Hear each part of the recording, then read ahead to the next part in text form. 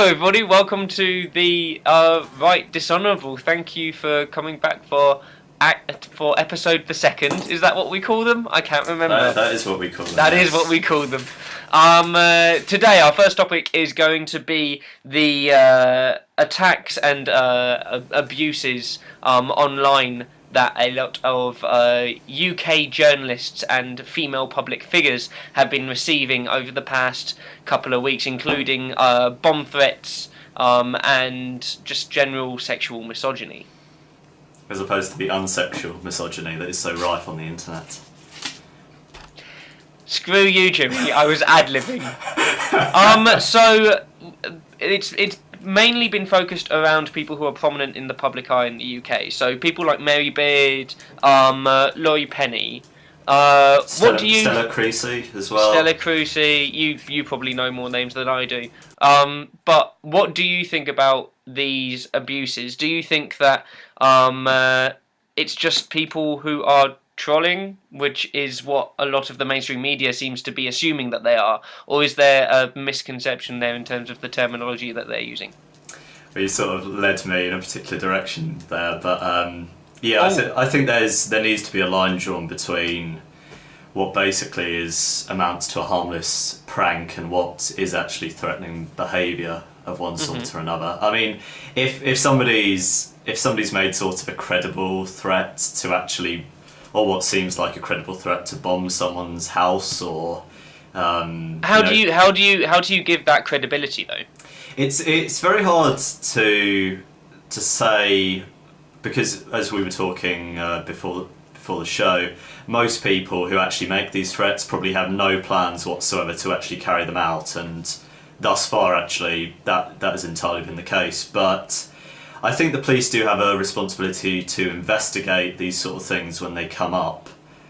See, the thing is, I think there's a lot of incompetence with the police in terms of online threats and things that they are actually able to do. But I think that there's an important distinction in terms of this not being this is trolling. These are people, the anonymous accounts on Twitter that are posting these threats of there's going to be a bomb outside your house at 8:15 and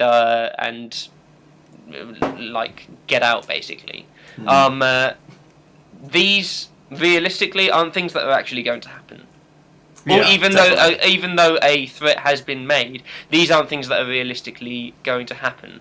And by the nature of trolling, the mainstream media covering these with such vigour, and it was really everywhere, all over the papers over the past week or so.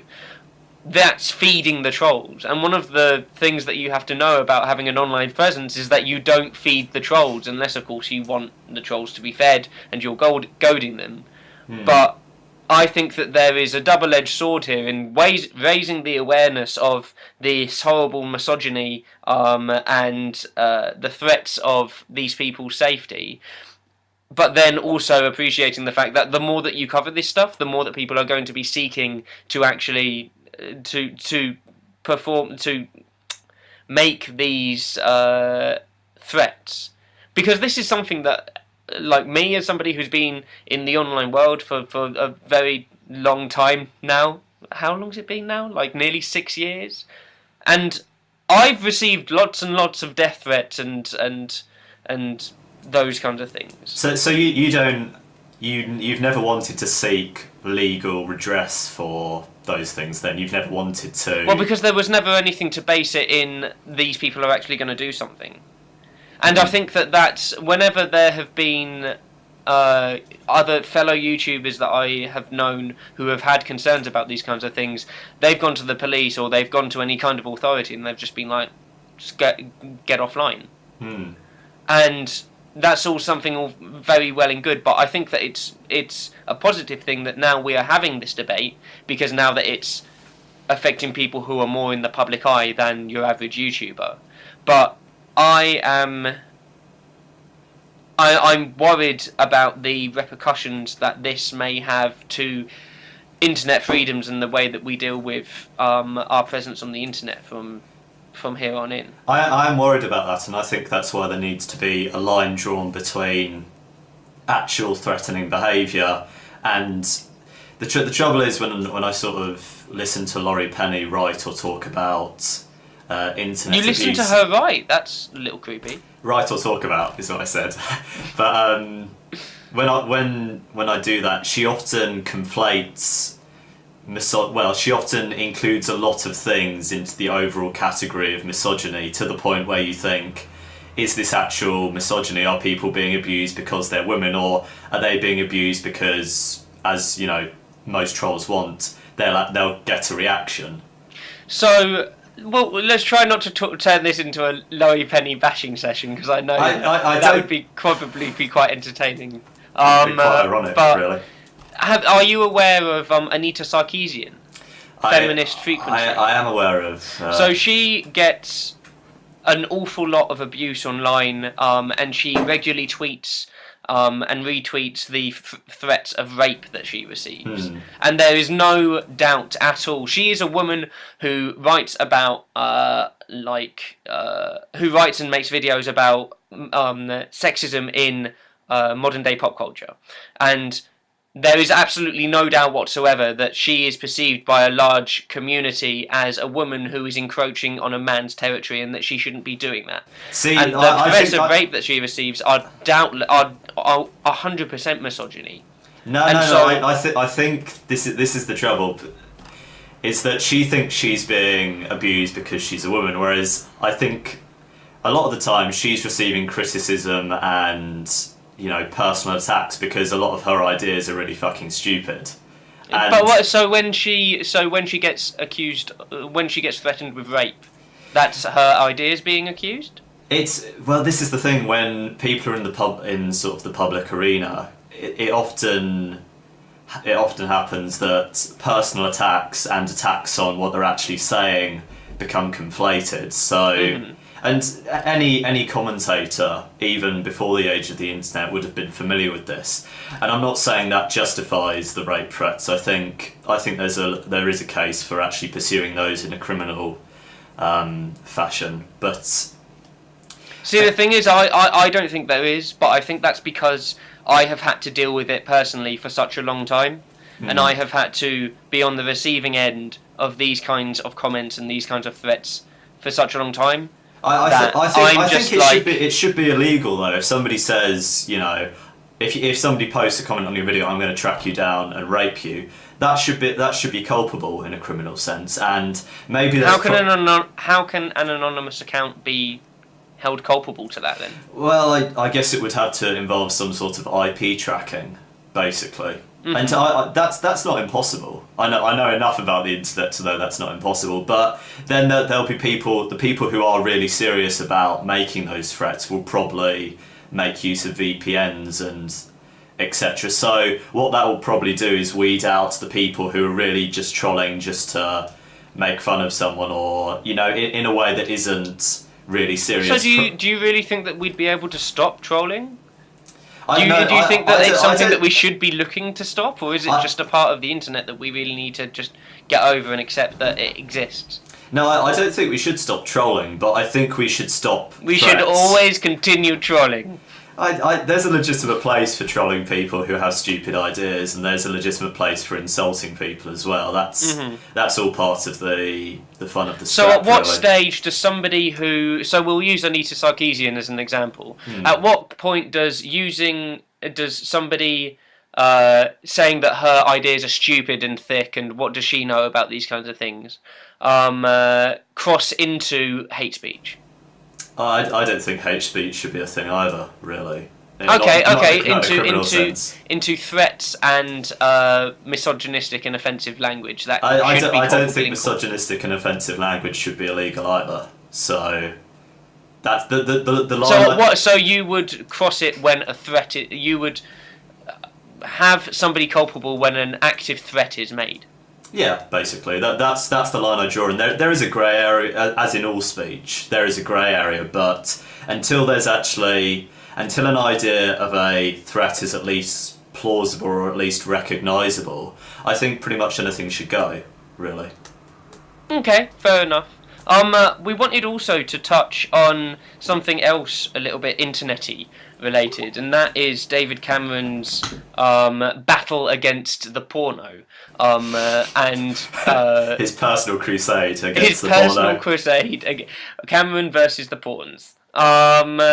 So there was a he's suggested legislation to come in by the end of 2014 where all internet service providers would have to have their customers actively opt in to being able to access pornographic images and pornographic content. And this would also stretch to things like sites that promote anorexia and sites with prolific violence, and all in the name of saving the children. So what do you think, Jimmy? Is this bullshit, or do we need to protect our kids? I made a video, if I can indulge in a quick plug, a couple of months ago, where I actually discussed the demonisation of pornography and the sort of disproportionate criticism that's laid on in pornography compared to the criticism you could make of things like erotica and things, even just any 50 Shades of Grey. Yeah, you know, but also any portrayal of relationships in mainstream media. And I made what will seem a spurious comparison to romantic comedies, which, you know, as I'm sure you've seen a few in your time. A fair few. I have my moments. But the whole relationships as portrayed in romantic comedies is every bit as superfluous and fantastic as relationships as played in pornography, but there's not the same amount of criticism that's levelled against them compared to... Can I call bullshit on you there? You can certainly try. Because, for example, a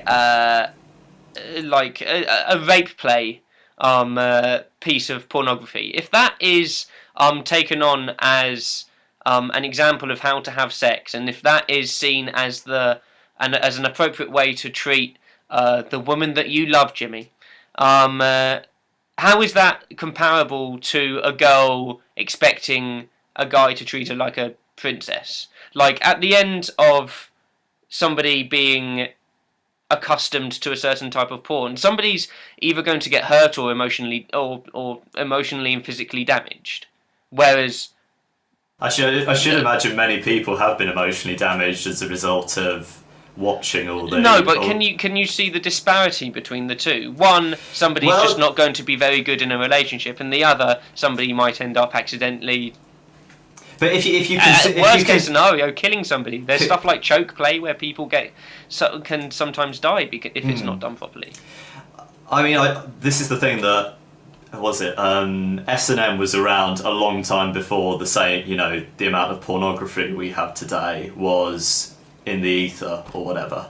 But the thing about the reason the comparison is proportionate is because rape pornography and romantic comedies do not have the same prominence in mainstream media as one another. So to actually access rape pornography, you have to go on the internet and actively seek it out. But just being alive and being out in society, you will come across relationships as portrayed in romantic comedies. You will come across this idea of, you know, you said princess earlier, and the whole Prince Charming kind of story that's actually portrayed, and the idea that it will all work out and everyone lives happily ever after.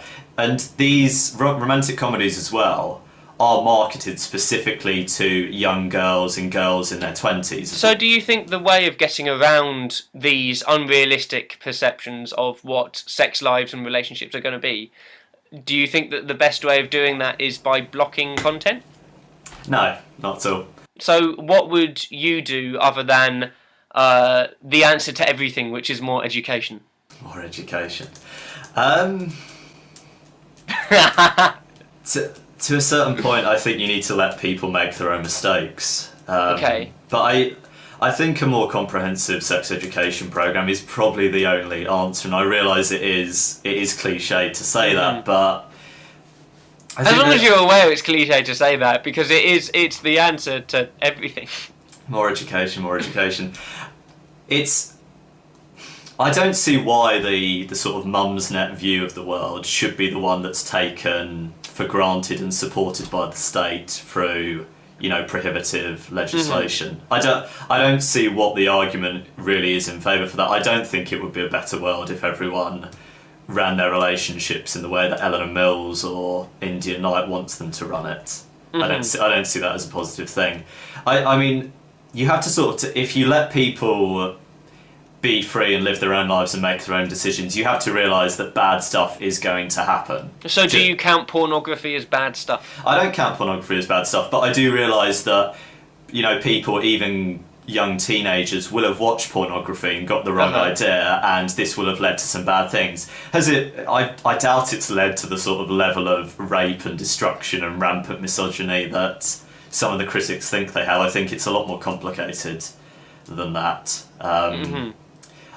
This is the thing, I know you referred to some studies earlier. I would be kind of interested in seeing what those were about, but it seems to me that there hasn't really been a serious link established between the consumption of pornography and a higher likelihood of being a rapist.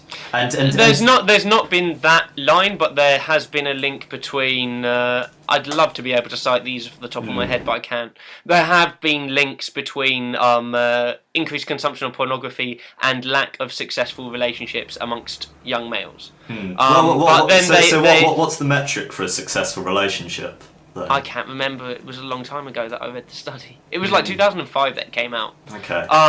But their response to this, the academic response to this, wasn't stop all of them watching all pornography because pornography be evil. The response was increase the amount of dialogue that they have with guardians and with elders and with teachers and within educational institutions in order for them to understand that porn has a place.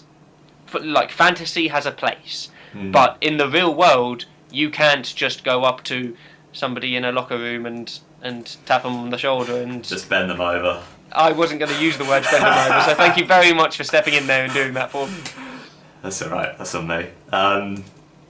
So your thoughts are that we need more open dialogue, which is the cliched response, but no, as well, like nobody can be against minors having not having access to pornography. When I one day have kids, I don't want them to be watching when you say minors, what age group do you mean? Because I know you made a video. The obvious cut-off point would be under 16 to me. See, I don't have a problem with. The thing is, because the age thing is so arbitrary, but I don't really have that much of a problem with a 14-year-old, say, watching pornography. No, neither do I, but as a legal cut-off point, that makes sense. People started drinking before the age of 18, depending on how, the social circles that they were in, and people have sex under the age of 16. But as a arbitrary age, in order for there to be a cap on whether or not you can access content for explicit content for yourself, 16 to 18 seems like a sensible one because that's where we've set the cap before. See, the thing is that no 14-year-old has ever been punished for it. Well, certainly not in a legal sense for looking at pornography. But I don't know. What if they do now? What if their parents don't opt into viewing pornography and a 14-year-old circumvents those because 14-year-olds are very good at the internet and they're going to be able to do that regardless as to how many proxy and VPN blocks that the government tries to implement. A 14-year-old is going to be able to circumvent that. How is that is the 14-year-old culpable? Is the parent culpable for the jumping over the block? I'd assume that there's knowing English law, there's probably some law in some book somewhere that means if a parent inadvertently lets their child watch porn, they're somehow culpable for some grievous crime. I hope not, because my parents are buggered. Right. On that note, is there anything else you particularly want to say, or shall we? I think we're done. I think we've attracted as much hate as we're ever going to attract from this topic. So awesome. So bring it on, guys. Please do subscribe for the next video that's going to come out in the next couple of days. We're going to be talking about vans.